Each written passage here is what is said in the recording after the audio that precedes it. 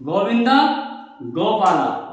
Hello my dear friends, आप लोगों का फिर से बहुत बहुत स्वागत है बालाजी इंडियन कोडर्स ग्रुप में। और अब मैं आपको आज का जो सेशन होगा हमारा वो होगा डिसीजन मेकिंग का तीसरा टाइप। वो तीसरा टाइप क्या है? Conditional operator decision making statement. तो वो हम उसको बताएंगे। मैंने आपको उसको बताया था पहले भी कि वो कैसा है होता है। हमारा डिसीजन मेकिंग ही चल रहा है और उसका पॉइंट थर्ड चल रहा है। क्या है?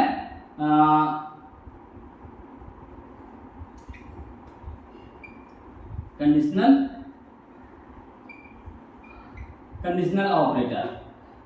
Operator statement.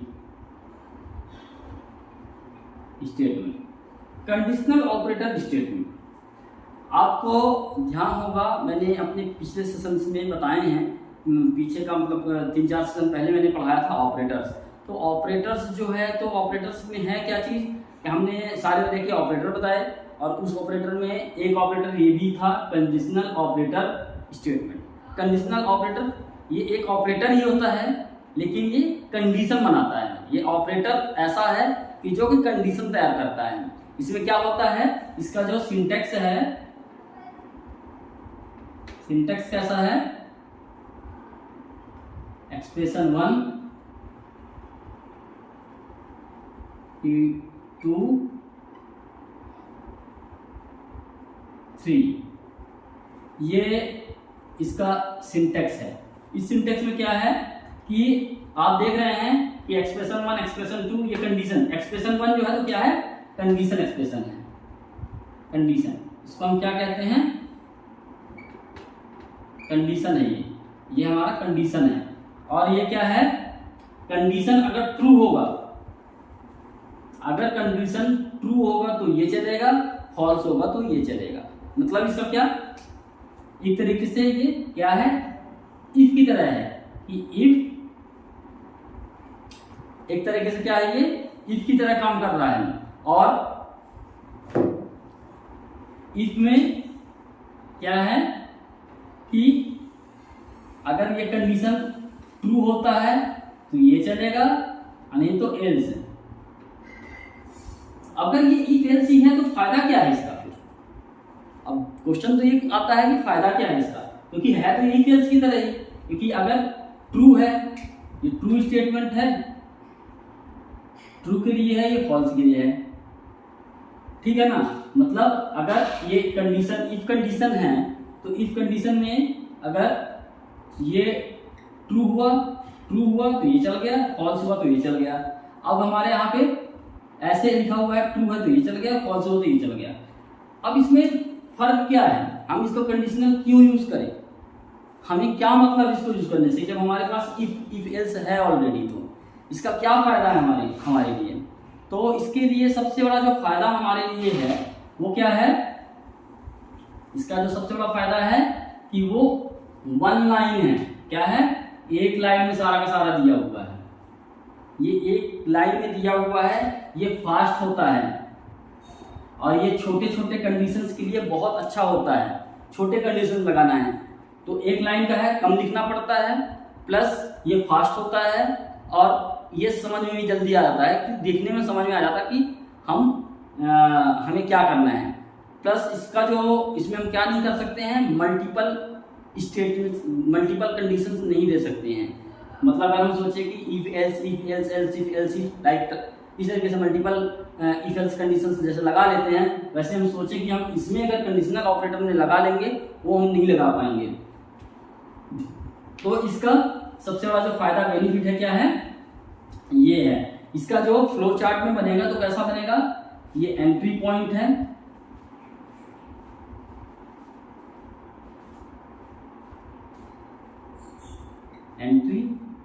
कंडीशन, ये एंट्री पॉइंट है, ये एंट्री पॉइंट है और ये कंडीशन है।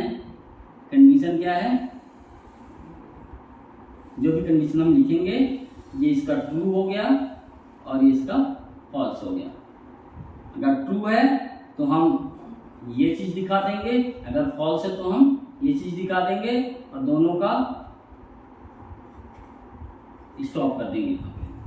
तो ये इस तरीके से इसका स्टेटमेंट है, ये इसका फ्लो चार्ट है। कैसे बनेगा, मतलब आप ये देख रहे होंगे, सभी में आपने देखा होगा कंडीशन के लिए यही फ्लो चार्ट का आइकन यूज होता है, यही सिंबल यूज होता है। और आप इसको ध्यान में रखिएगा क्योंकि ये बहुत ही इंपॉर्टेंट है आगे आपको समझने के लिए चीजों को। तो अब आपका जैसे है ये ट्रू है हो गया, तो इधर फॉल्स हो गया, तो इधर हम इसमें मल्टीपल हमारे पास नहीं है, बट लॉजिकली हम मल्टीपल बना सकते हैं। कैसे बना सकते हैं, अगर हम इसी पे देखें, एक एग्जांपल हम लेते हैं। एग्जांपल लेते हैं क्या, इफ एल्स वाला। ये अगर आम है तो ले आना, अगर आम होगा तो आम ले आना, नहीं तो अमरूद ले आना। तो अब क्या है यहाँ पे हम इसी तरीके से देखेंगे कि अगर आम है तो ले आना, नहीं है तो अमरूद ले आना। इफ एल्स के तरीके से काम है, लेकिन ये छोटा सा कंडीशन है, छोटा सा एक लाइन का है, तो हमें इसको इजीली होता है लिखने में। अब हम अगर लिखें यहाँ पे कि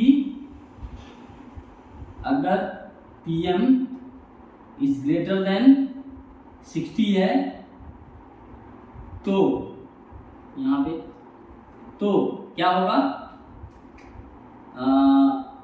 ट्रू है, तो ट्रू होगा तो क्या होगा, फर्स्ट या पास, आप पास ले लो, पास, और नहीं तो फेल, इस तरीके से। अब इसमें ये जो चीज है, ये चीज जो है तो क्या है, ऑपरेटर है, कंडीशनल ऑपरेटर। ये जो क्वेश्चन मार्क है ये कंडीशनल ऑपरेटर है, और वही ये भी है इसका ऑपरेटर के साथ लगाने के लिए है। तो ये दोनों मिला करके, ये दोनों जो हैं, तो ये है मेन कंडीशन के पॉइंट। इनको आपको समझना है कि ये दोनों एक दूसरे से इंटरेक्ट करना। दैट मीन्स अगर आप क्वेश्चन मार्क वाला लगा रहे हैं तो ये आपको कोलन लिखना जरूरी है। बिना कोलन के आप अपनी स्टेटमेंट कंप्लीट नहीं कर पाएंगे, नहीं होगा ये। अब आप यहाँ पे देखिए कि अगर परसेंटेज 60 मार्क्स से ऊपर है तो ये पास है, नहीं तो फेल है। मतलब ये अगर कंडीशन ट्रू होता है तब ये इसको रीड करेगा, अगर ये फॉल्स होता है तो इसको रीड करेगा। इस तरीके से ये चलेगा। तो होप आप लोगों को समझ में आया होगा। ये छोटे से एक्सप्रेशंस के लिए यूज होता है। जनरली हम इसको कब यूज करते हैं, जब हमें छोटा सा चेक लगाना होता है, जब हमारे डेटाबेस में कोई वैल्यू ऐसे आ रही होती है डेटाबेस से जो कि नल भी हो सकती है, या फिर उसको हम कुछ और तरीके से यूज करना चाहें, क्योंकि हमारे आगे जो लैंग्वेज है एडवांस लैंग्वेज है सी के अलावा, जैसे C# है और भी हैं, तो हम इसको इस तरीके से लिख देते हैं अगर नल चेक करवाना है। तो ऐसे मान लीजिए कि आपकी कोई वैल्यू आई है model dot ID equals to null. तो नल है तो ब्लैंक 0 दिखा देगा, नहीं तो मॉडल डॉट ID कर देगा। तो कहने का मतलब ये कि ये एक हम नल को हैंडल करने के लिए अब एक और एडवांस चीज आ चुका है m.id क्वेश्चन मार्क। ये भी एक कंडीशनल ऑपरेटर है। ये अपने आप में ही नल को लगाता है, ये अपने आप डिफॉल्ट नल को लगा देता है। ये एडवांस लैंग्वेज में, सी में शायद नहीं है, सी में हमने देखा नहीं अभी तक इसको, और है भी नहीं इसका इस लाइब्रेरी में। तो इस तरीके से ये आपका एक्सप्रेशंस हम ऐसे लिखते हैं कि ट्रू और फॉल्स को हम दिखा सकें। लेकिन अगर आप चाहें तो इसको मल्टीपल स्टेटमेंट भी बना सकते हैं अपने लॉजिक के थ्रू। कैसे, जैसे आपने लिखा कंडीशन 1 क्वेश्चन मार्क, अब इसके आगे कंडीशन, और अब ये एक्सप्रेशन आपका आ गया यहाँ पे इस वाली लाइन की जगह पर आप ये वाला आइकन यहाँ पे यूज कर लीजिए। इस वाली लाइन की जगह पर आपने एक और कंडीशन लगा दिया, कंडीशन 2, यहाँ पे ऐसे लगा करके कंडीशन 2 और फिर क्वेश्चन मार्क, तो कंडीशन 2 हो गया। मतलब हम लॉजिकली इसको बना रहे हैं। और यहाँ पे हमने लिख दिया सपोज दैट जो भी हमें आउटपुट देना है 1 2। तो इस तरीके से ये एक कंडीशन के अंदर, ये ट्रू वाले के अंदर भी फिर ट्रू फॉल्स हमने चेक कर लिया, और इसके अंदर भी अगर करना है या फिर हम ऐसे लिखते हैं सीधे EXP 3, तो ये डायरेक्ट एल्स, इसका एल्स ये है और इसका एल्स ये है, इसका ट्रू ये है और इसका एल्स ये है, इसका ट्रू ये है। तो इस तरीके से आप इसको इस तरीके से ऐसे भी आप तैयार कर सकते हैं, मतलब मल्टीपल बना सकते हैं। लेकिन ये इस तरीके से कॉम्प्लिकेटेड हो जाता है, अंडरस्टैंडिंग करने में थोड़ा सा समझ में आने में प्रॉब्लम होता है। अगर आपको मल्टीपल इफ एल्स कंडीशंस हैं तो आपको उस टाइम पे इसको मल्टीपल आपके कंडीशंस हैं तो आप इसको यूज नहीं करेंगे। फिर आप क्या यूज करेंगे? इफ एल्स यूज करेंगे। अगर आपके पास सिंपल वन कंडीशन है ओनली और इफ एल्स तरीके से करना है, वन कंडीशन है, तो उस टाइम पे आप इसको यूज करेंगे। ये छोटे से शॉर्टकट कंडीशंस हैं, छोटे से कंडीशंस हैं, छोटे मोटे कंडीशंस लगाने के लिए। और क्यों छोटे में हम इफ नहीं लगाते हैं? क्योंकि इफ कंडीशन टाइम टेकिंग करता है और ये टाइम टेकिंग नहीं करता है, ये एक ही बार में एक ही लाइन में पूरा रीड कर लेता है। इसलिए हमें if else statement multiple conditions होंगे तब लगाना है, और सिंपल ये छोटे कंडीशन हैं तो हमें कंडीशनल ऑपरेटर यूज कर लेना है। आपको जैसा मैंने स्विच केस के लिए भी बताया था कि स्विच केस भी सिंपल कुछ चीज़ों के लिए यूज होता है, सभी चीज़ों के लिए हम नहीं लगा सकते हैं। उसी तरीके से ये भी कंडीशनल ऑपरेटर भी है तो सिंपल कुछ चीज़ों के लिए यूज होता है, सभी के लिए हम नहीं लगा सकते हैं। तो आई होप आप लोगों को ये चीज़ समझ में आया होगा। एक मैं आपको एग्जाम्पल दे देता हूँ, इसमें छोटा सा एग्जाम्पल करवा देता हूँ तो थोड़ा और क्लियर होगा। सपोज दैट हम अगर इनपुट करते हैं और ग्रेटर देन 40% है तो दैट मीन्स पास है, अगर लेस है तो फेल है। बस दो ही कंडीशन चल रहे हैं यहाँ पर। तो हमने क्या किया कि अगर 40 से ऊपर है तो पास है, लेस है 40 से कम है तो फेल है। तो हम इसको अगर लिखते हैं तो कैसे लिखेंगे? मेन इंट नम, आप पीएम ले लीजिए, परसेंट मार्क इक्वल टू 0। फिर आप यहाँ पे क्या करेंगे? स्कैनअप कर लीजिए, स्कैनअप, और यहाँ पे आपने %d %pm कर लिया, एड्रेस में डाल दिया वैल्यू, और वैल्यू आपकी आ गई। अब आप इसको क्या कर रहे हैं? यहाँ पे आप देखिए, अच्छे से देखिएगा, pm question mark pm greater than equal to 40 है तो क्वेश्चन मार्क यहाँ पे लिख दिया हमने, print printf, क्या लिख दिया? पास, पास हो गया, ठीक है। और नहीं तो सेमीकोलन लगाया, इसको एक ब्रैकेट में डाल दो तो पूरा एक कंडीशन ले लेगा, ज़्यादा समझ में आएगा ये। और दूसरा क्या है हमारा? नहीं तो प्रिंटफ फेल कर देगा, और ये इसको कर देगा बंद। तो ये आपका स्टेटमेंट हो गया। अगर % ग्रेटर देन 40 है, ट्रू है तो इसको रीड करेगा, और नहीं है तो इसको रीड कर देगा। अब हम इसको, ये हमारा खत्म हो गया स्टेटमेंट यहीं से। अब हम इसका एक ड्राई रन करते हैं, सिंपल एक ड्राई रन करते हैं। ड्राई रन हमेशा मैं आपको इसलिए बताता हूँ जिससे आपको अपनी कॉपी में भी करें, और ड्राई रन करने से आपके कंसेप्ट्स और क्लियर होंगे, और आपको जो है तो कोई चीज़ याद करने की जरूरत नहीं पड़ेगी। आपको पता हो जाएगा कि इंट का कब यूज़ करना है, स्कैनअप कहाँ पे चल रहा है, क्या चल रहा है स्कैनअप का। तो आपको एक एक लाइन का कंसेप्ट क्लियर होगा। प्रोग्राम में बेसिकली प्रोग्राम में होता क्या है कि हम कोई भी एक चीज़ अगर लिखते हैं, कोई भी चीज़, एक वर्ड ही लिख रहे हैं या एक कैरेक्टर ही लिख रहे हैं, तो उसका कोई ना कोई एक मतलब होता है। और लिखने का हम ऐसे ही नहीं लिख देते कि कोई भी चीज़ ऐसे ही लिख दी है उसमें, उसको हमें पता होना चाहिए कि ये जब अगर हम अपने प्रोग्राम में लिख रहे हैं, अपने कोड में अगर हम लिख रहे हैं तो क्यों लिख रहे हैं, और अगर नहीं लिखेंगे तो इसका क्या डिसएडवांटेज है, अगर लिख रहे हैं तो इससे क्या बन रहा है।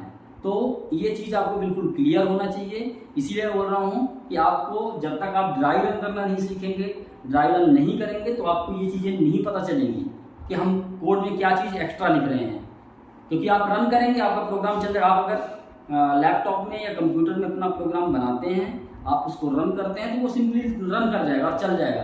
आपको लगेगा वाह ये तो सब चल रहा है, इसमें कोई दिक्कत ही नहीं है, और इसमें कुछ फालतू वेरिएबल भी ले लिए हैं तो भी कोई दिक्कत नहीं है, चल तो रहा है, कंपाइल में एरर नहीं है, रन टाइम एरर नहीं है, लॉजिकल एरर नहीं है, क्योंकि आपकी आउटपुट जो भी है तो आउटपुट आ रहे हैं, तो कोई एरर तो नहीं है। तो आपको ये लग रहा कि प्रोग्राम सही बना हुआ है, लेकिन उसमें जो है तो कुछ अगर आपने एक्स्ट्रा लिख दिया है वो आपको पता नहीं चलेगा, और आपको वो पता नहीं चलेगा, वो आपके लिए बैड हैबिट बनते जाएगा, और वो फिर आगे चल करके जब आप एक अच्छे प्रोग्रामर बनना चाहते हैं, तो जिस टाइम पे आप एक अच्छा प्रोग्रामर बन रहे होंगे उस टाइम पे आपके लिए वो बैरियर बन जाएगा। आपके जब कोड रिव्यूज होंगे तो कोड रिव्यू के टाइम पे आपको ये बोला जाएगा क्यों लिखा गया है, और उस टाइम पे आप एम्बेरसमेंट फील करेंगे। इसलिए पहले से ही ये हैबिट बनाइए, जब आप काखा गाघा पढ़ रहे हैं, ABCD पढ़ रहे हैं, उसी टाइम से ये हैबिट बनाइए कि आप कोई गलती ना करें, और शुरू से ही आप अपना पहले तो आप अपने माइंड में या ब्रेन में अपने कॉपी में चाहे आप कर लें, उसमें ड्राई रन करें कि आपका जो आउटपुट निकलना है वो सही निकल रहा है, जो लाइन लिख रहे हो आप वो सही है या गलत है। तो आपको मैं बताता हूँ इसमें ड्राई रन करने का तरीका। फिर से ड्राई रन, तो इसमें आपका क्या है, इनपुट क्या है, इनपुट क्या है आपका PM है, ठीक है, और आउटपुट क्या है। ऐसे बेसिकली ड्राई रन करने का तरीका होता है कि इनपुट और आउटपुट हम ले लेते हैं और उसके एक ऑपरेशंस का भी लेते हैं। हम यहाँ पे हमारा ऑपरेशन हो नहीं रहा है, नहीं तो हम जैसे यहाँ पे किए तो एक ऑपरेशंस का ले लिए, ऑपरेशंस का ले लिया, और फिर एक आउटपुट का ले लेते हैं, आउटपुट का ले लिया। इन सभी को जो है तो इस तरीके से लिख लेते हैं ड्राई रन करने के टाइम पे, और हम फिर लिखते क्या है, जैसे हमने पहला इनपुट किया PM में, सपोज दैट 56, तो 56 हमने इनपुट किया। यहाँ पे जैसे ही कंट्रोलर आया, उसका कंपाइलर कंट्रोलर आया, तो हमने जैसे ही यहाँ पे 56 डाला, फिर वो आगे आ गया, यहाँ पे कंडीशन चेक करेगा। तो हमारे पास ऑपरेशन में आप लिख सकते हैं कि PM मतलब क्या, 56 is greater than equal to 40। अब आपको ये देखना है ये कंडीशन सही है गलत है। 56 जो है 40 से बड़ा है या बराबर है, तो ये सही है, तो यहाँ पर उस टाइम पे आपके पास क्या आ जाएगा, पास आ जाएगा आउटपुट में, ठीक है। अब आपने दूसरी फिर से आप वैल्यू बदलते हैं PM की, दूसरी बार रन करते हैं और उस टाइम पे आप डाल देते हैं 30। अब आपने 30 डाला तो PM की वैल्यू क्या आ गई, यहाँ पे PM का कंडीशन चेक कीजिए। PM की कंडीशन क्या है, 30 is greater than equal to 40। तो ये तो देखने से पता चल रहा है कि 30 जो है तो 40 से छोटा है, तो कंडीशन बड़े का लगा हुआ है, तो ये गलत है, मतलब that means condition false return करेगा। तो फॉल्स रिटर्न करेगा तो ये क्या आएगा, फेल का आएगा। तो इस तरीके से आपका ये ड्राई रन हो रहा है। तो ड्राई रन का एक अपना मतलब होता है, प्लीज इसको आप करें प्रॉपरली अपनी कॉपी में। तो आपको ये आज थोड़ा सा बोरिंग लगेगा पहली बार जब स्टार्ट करेंगे, लेकिन जब आप धीरे धीरे इसको यूज करते जाएंगे अपनी लाइफ में, प्रोग्रामिंग लाइफ में, तो आपको प्रोग्राम बनाने में बहुत कम मेहनत लगेगी। आप एक बार अपने माइंड में बना लिए, ब्रेन में तैयार कर लिए कि ये कंसेप्ट लिखना है मेरे को, ऐसा ऐसा चलेगा, ऐसे वैल्यू निकल के आएगी, तो आपके लिए बहुत ईजी हो जाएगा। यकीन मानिए आपको बहुत आसान हो जाएगा प्रोग्राम लिखना और किसी को प्रोग्राम समझाना। तो ड्राई रन जरूर कीजिएगा। ड्राई रन करने से आपको फायदा ही होना है, खराब नहीं होना है कुछ भी।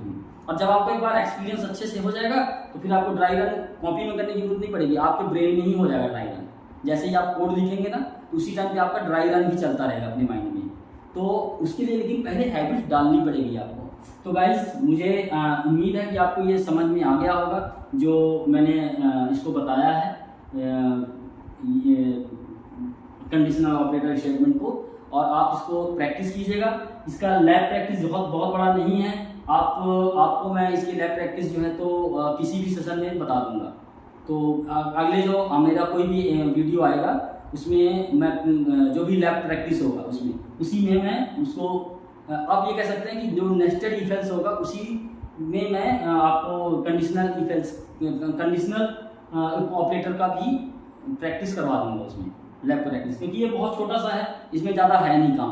तो आपको बहुत ज़्यादा इसमें बताने की ज़रूरत नहीं है, तो मैं उसी में आपको प्रैक्टिकल करवा दूंगा, लैब प्रैक्टिस करवा दूंगा। तो अभी मैं उम्मीद करता हूँ कि आप लोगों को समझ में आ गया होगा जो मैंने बताया है इसके कंसेप्ट। ड्राई रन बेसिकली कि ड्राई रन हमें कैसे करना होता है, और ड्राई रन आपको समझ में आ गया होगा तो बहुत अच्छी बात है। अगर नहीं आया है तो आप मेरे को इसी वीडियो को कमेंट में लिख के भेजिएगा, जो भी आपको समझ में नहीं आया है मैं और डिटेल में आपको बताऊँगा इसको। और अगर कोई एडवाइस है जहाँ पे मैं कोई स्किप कर रहा हूँ कोई भी चीज़, तो उसको भी आप बता सकते हैं कि ये चीज़ स्किप हुआ है, तो मैं अपने अगली वीडियो में उसको कवर करने की कोशिश करूँगा। तो गाइज आज के लिए ये सेशन कंप्लीट हो रहा है यहाँ पे, और if else condition statement decision making जो है तुम्हारा आज से कंप्लीट हो गया है। अब हमें आगे नेक्स्ट पढ़ना है क्या, लूपिंग, रिकर्सन पढ़ना है। लूपिंग या रिकर्सन एक ही चीज़ है, तो रिकर्सन पढ़ेंगे हम नेक्स्ट सेशन से।